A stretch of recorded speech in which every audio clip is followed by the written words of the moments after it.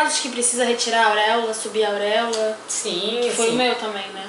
Em praticamente todos os casos de mamoplastia, tá? A gente tem que posicionar a areola na posição correta dela.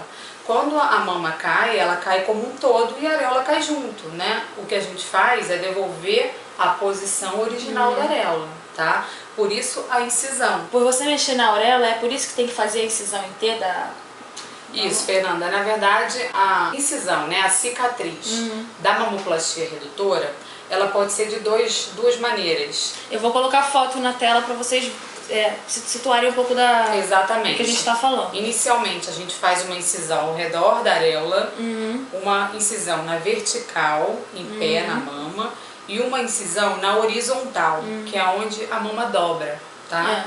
Isso pode mudar em alguns pacientes.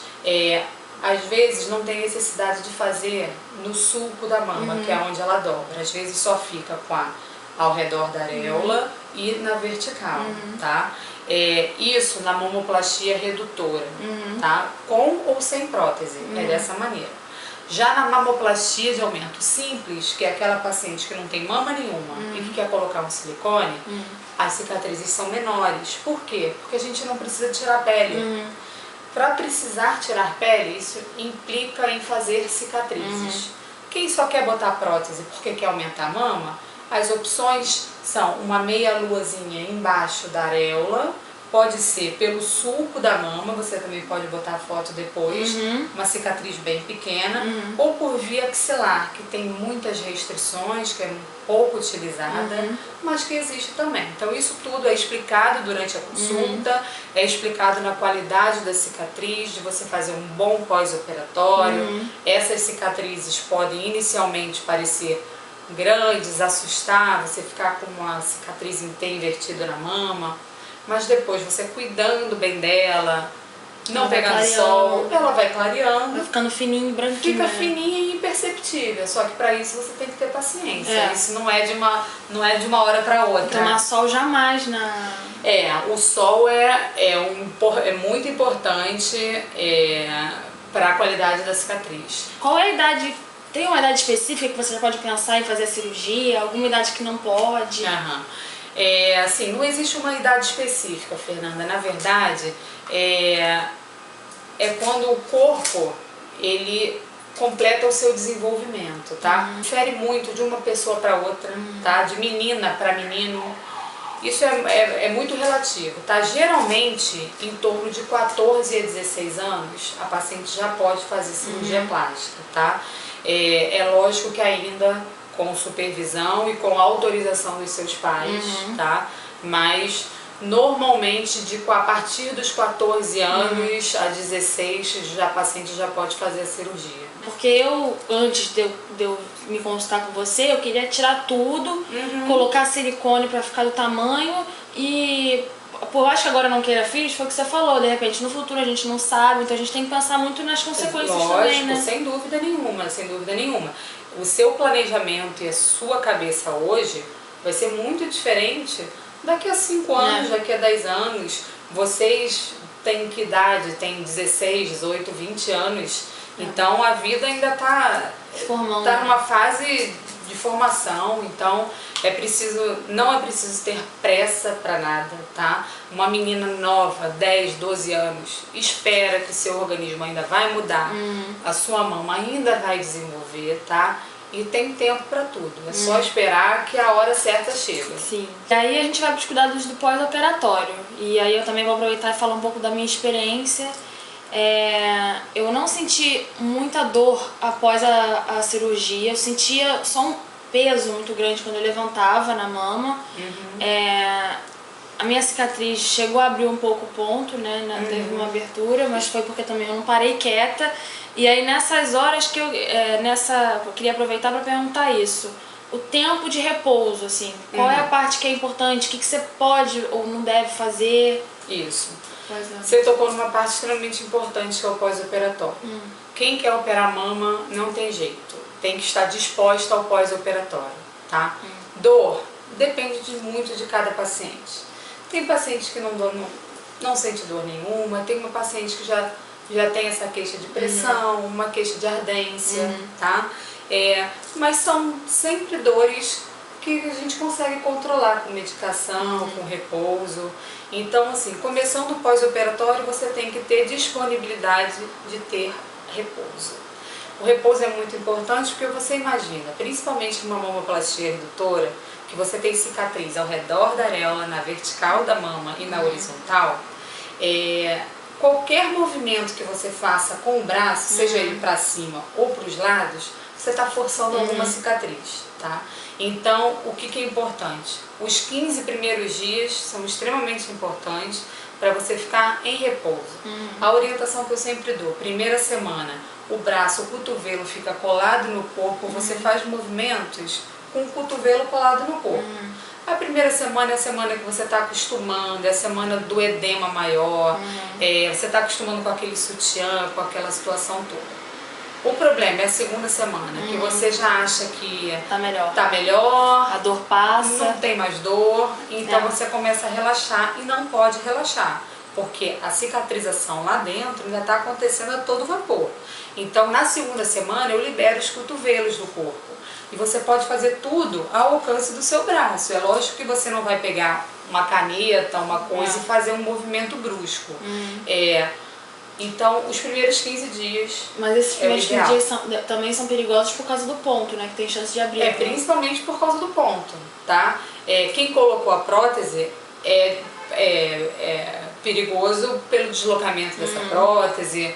E quem não botou prótese é ainda pela cicatriz. Que o que a gente mais quer fazer numa mama bonita é uma cicatriz bonita. Então, a gente tem que todos os esforços têm que ser feitos para a gente poder manter. Então, resolveu operar sua mama? O ideal são férias. Tira férias, os primeiros 15 dias vão ser o que você vai ficar precisando da ajuda de alguém, né? Não precisa ficar deitado o tempo todo, inclusive eu oriento a nem ficar deitado o tempo todo, mas em repouso, sentadinha na sua casa, fazendo movimentos mais restritos. Exatamente, dormir de barriga para cima, não podendo virar de lado nesse iníciozinho. Foi meu maior problema pra mim, porque eu nunca fui acostumada a dormir de barriga pra cima. Eu sempre tendia a virar, eu até virei antes de poder. E a minha dica que eu dou pra quem operou é fazer uma mina de travesseiro ao seu redor pra você não virar, porque é um problema muito sério. Exatamente, quem tá acostumada, né, porque a mama incha pra um lado, né. Uma outra coisa que eu queria perguntar também, que era super importante pra mim, é em questão do exercício físico. Depois de quanto tempo pode começar já a ter sua vida normal de exercício, correr, fazer tudo? Fernanda, geralmente, quando a mama cicatriza de maneira ideal, quando fez um pós-operatório bom, com um mês você já está praticamente com a cicatriz resolvida, tá? Eu peço para usar esse sutiã cirúrgico normalmente por um mês, podendo ser um pouquinho mais em casos de maiores edemas, em casos que eu preciso deixar dreno, enfim, alguma intercorrência a gente fica um pouquinho mais com o sutiã, tá? Mas normalmente são 30 a 45 dias. Tá. Retirado o sutiã, eu até libero para paciente depois de um mês começar até um aeróbico, né? É uma coisa sem impacto, é o que eu te falava. A gente não pode, a sua mama ainda está cicatrizando. Até 6 meses, se você for ver, a sua mama ainda está cicatrizando. Mas assim, eu não posso parar a sua vida durante 6 meses. Então, o que a gente faz? Se tiver que se programar para começar a sua vida de novo, as suas atividades cotidianas, vamos colocar 2 meses, tá? Porque sempre tem aquela um pouco mais atrasada, recuperação um pouco mais atrasada. Então, se a gente tiver, como isso é individual de cada paciente, vamos generalizar e colocar 2 meses, tá? Embora, antes disso, às vezes eu libere para um exercício, não com os braços, é o que eu te falar, você não pode malhar braço, mas já pode fazer um exercício de perna mais leve, sem precisar do braço, e isso a gente vai liberando aos pouquinhos, tá? A partir do primeiro mês, a gente vai liberando aos poucos os exercícios, tá? Agora a gente vai para a pergunta mais pedida, que é a questão do preço. Lógico que não tem como dar um preço específico, porque cada caso é um caso, cada médico é um médico, mas assim, no geral, entre quanto e mais ou menos? Fernanda, justamente o que você falou, né? Os valores eles são muito relativos porque depende do hospital que a gente vai fazer, depende se a gente vai usar prótese ou não vai usar, se a cirurgia é uma simples colocação de prótese sem retirada de pele ou se já é uma cirurgia maior, como a sua, com retirada de pele.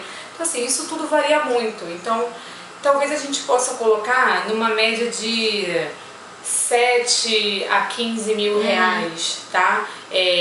Justamente já com a internação, com a equipe cirúrgica, com a prótese, porque às vezes é uma coisa mais simples, que a internação é mais barato, com a alta no mesmo dia, como no caso da prótese, mamoplastia de aumento simples, que é só botar a prótese, com uma cirurgia que você precisa de uma internação maior. Então por isso essa faixa fica tão distante, porque é preciso individualizar cada caso. Mas o que é importante é que dá para dividir, dá para parcelar a cirurgia, dá para parcelar a internação, a prótese parcela também. Então assim, isso tudo é conversado de cada caso, tá? Então a gente conversa sobre o valor, a gente conversa como é que a gente pode dividir, para que a paciente possa se sentir confortável em fazer a cirurgia, tá? Então isso, o problema é só mesmo individual de cada um e a gente leva em consideração e conversa sobre valores. Então tá bom de pergunta já, né? A gente já conseguiu responder uma gama bem grande, né? Infelizmente não tem como responder todo mundo, mas se você tiver alguma pergunta pessoal, você pode me mandar por direct message no Instagram ou até mesmo aqui nos comentários que eu vou responder.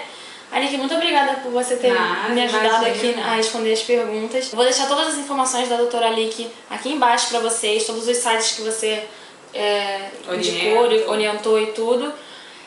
E é isso, quer se despedir? Falar alguma coisa? Sim, claro. Meninas, foi um grande prazer estar aqui com vocês, com a Fernanda, esclarecendo as dúvidas. Na verdade, são muitas as perguntas que a Fernanda recebe e o nosso tempo acaba sendo pequeno, para o vídeo não ficar grande demais, a gente acaba não conseguindo responder todas.